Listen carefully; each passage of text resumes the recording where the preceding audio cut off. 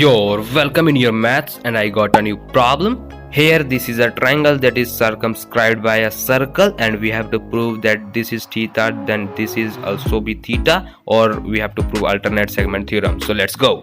So for proving this, we have to join the line from this point to the tangent, and this is 90 degrees as radius and tangent perpendicular at point of contact, and let this angle be x, so this angle be 90 degree minus x. Now join another line from that point to the vertex of the triangle, and this and this are radius, so this is also x.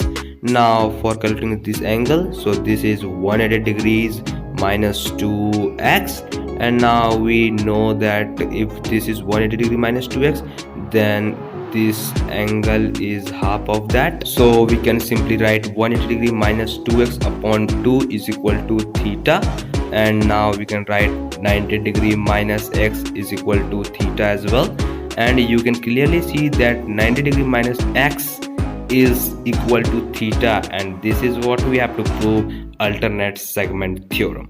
Hopefully you get it, so don't forget to like and subscribe.